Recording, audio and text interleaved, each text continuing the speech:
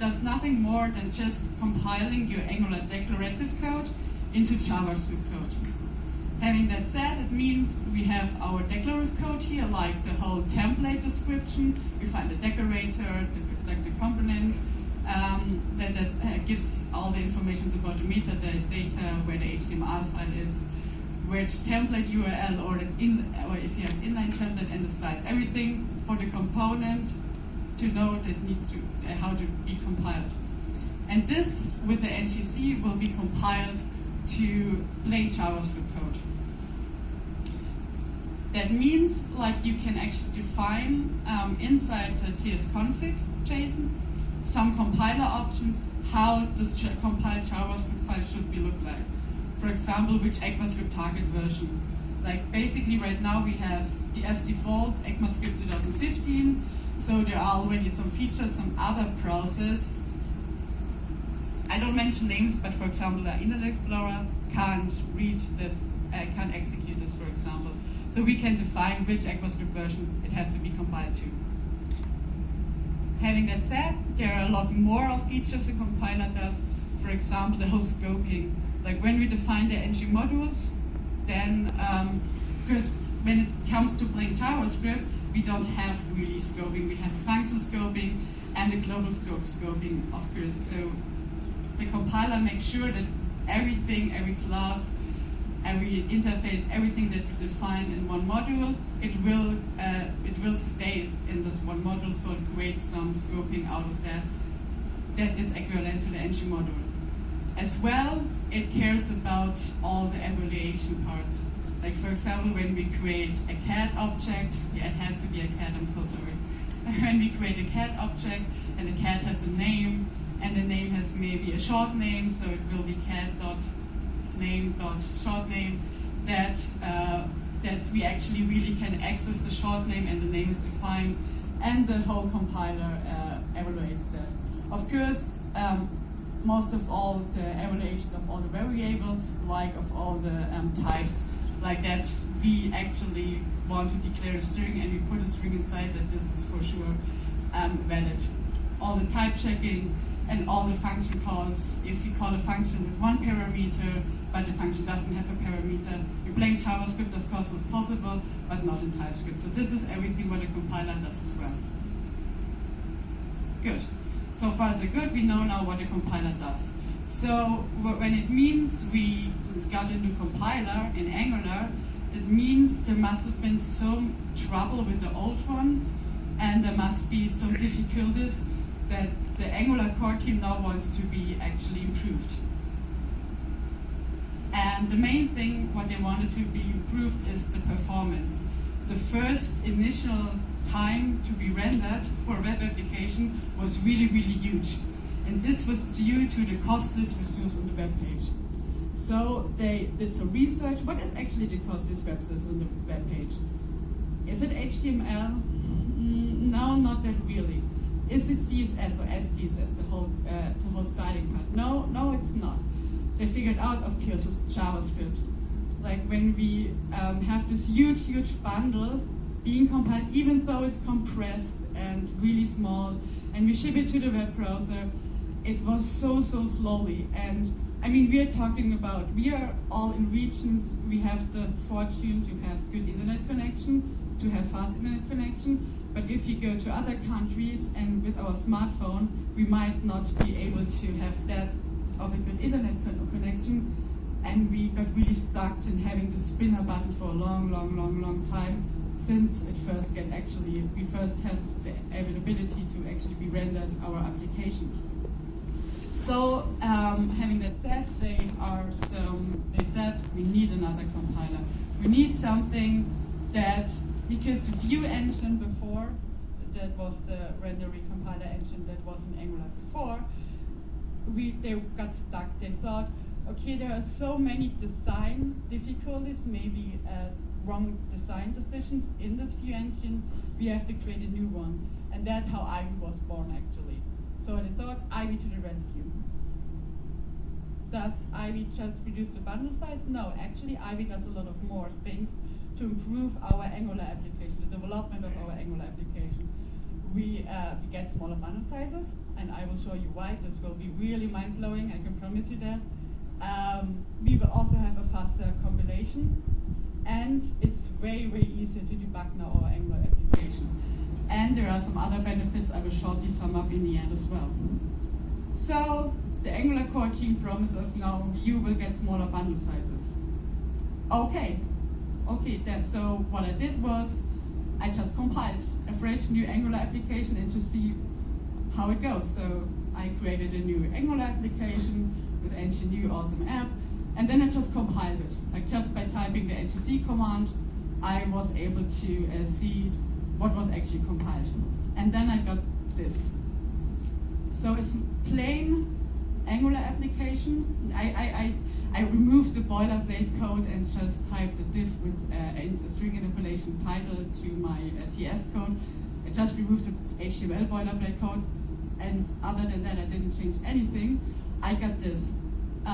For if you want to try it out at home as well, I compiled it with the first release candidate.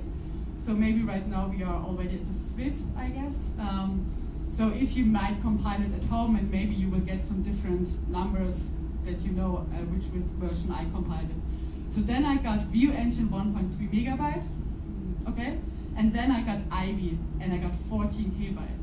And I was like, holy, this is, okay, what was going on here? I mean, this is quite a huge, huge difference. Especially, I didn't put any logic or functionality inside. So what, just a plain app, what happens here actually? Just another side note, I didn't compress it or something like that, or minified, actified, whatever. It was just the pure compilation ngc. So if you compress it and so on, it will be way, way smaller. Just a plain compilation. So I was like, hold on, I want to see what there actually has to be compiled. So shall we take a look? We will take a look into what is actually compiled now. So I have, can you see it from behind? It's good, perfect, thank you. So as you can see here, there is like just a TypeScript file, we have just the app component here, like with the HTML file, SCSS, the test file, and of course our controller code. A HTML file, as I mentioned before, I just reduced the HTML boilerplate code and just put a diff there inside.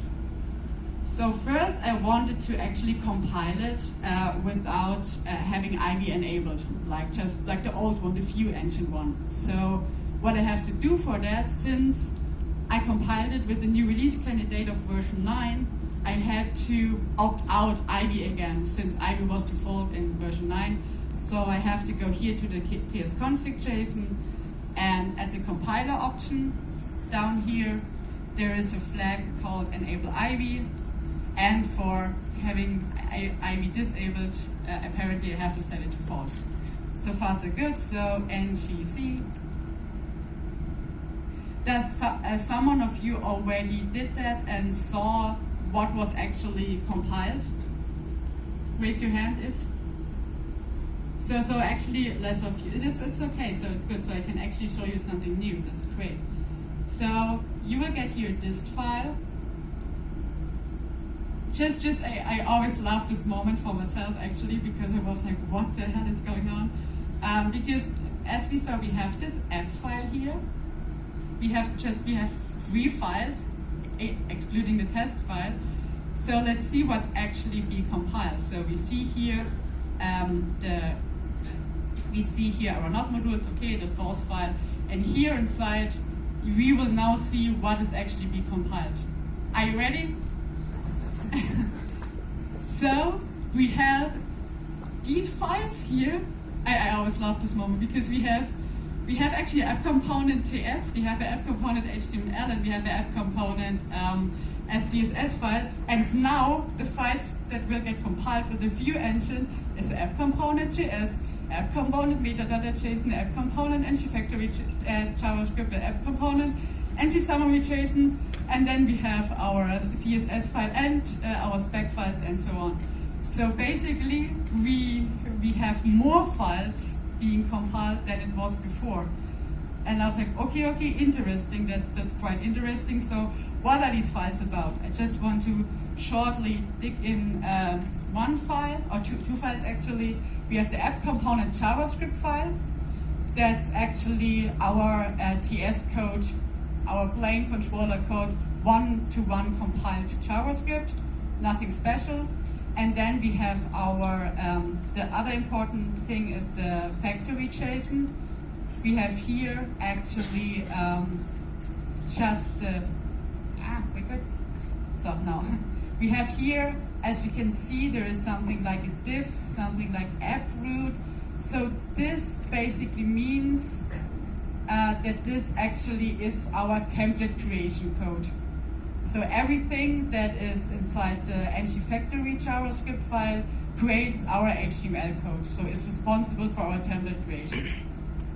And the other files like the metadata JSON and the ng summary JSON, it contains all the dependencies, like if you want to use ngIf, the structure directive, or if you want to use ng4 or some services, all these dependencies are inside the other two JSON files. Okay, got that. So, okay, so far so good. Let's see what is compiled with Angular Ivy, right? So I will delete this file again, and I will enable Ivy again just by removing this flag over here. So we compile it again. Actually, at that moment, I always say something like, oh, I always try to tell a joke, but there is a rumor that German state doesn't have humor at all. So I better stop doing that, and I will rescue from that by just talking about other stuff while compiling. But there's this file again. So let's see what's going on in this file. If I open this one, we have one single file. One single file. Actually, we don't have even like HTML files or CSS files. We just have one JavaScript file, one file for our tests, and then for the app module. Yeah, we excluded that because we just focus on our component code actually. So everything is now in one file. That sounds great. So let's take a look what is in this one file actually. If I open this, we see, first of all, we see that on up we have our normal controller code. And here we have actually, in this function template creation, like this define component, there's a function template creation, and here there are function calls that actually are called for creating our template.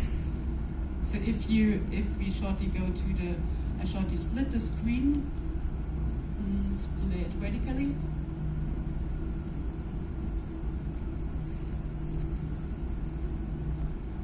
So we see that first the div is created, and then there's a text node created, right? So the text node that is here, and this text node, if you take a look at the second if with rf and 2, there is something that's called E0 text interpolate. And there's the moment where the title will get actually interpolated to the text that is inside the TS code. Having that said means we have first in our RF, like here,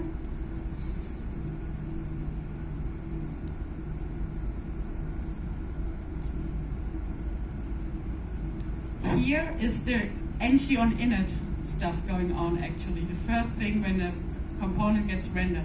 RF stands for render flag, and the one means is a enum that actually is like init.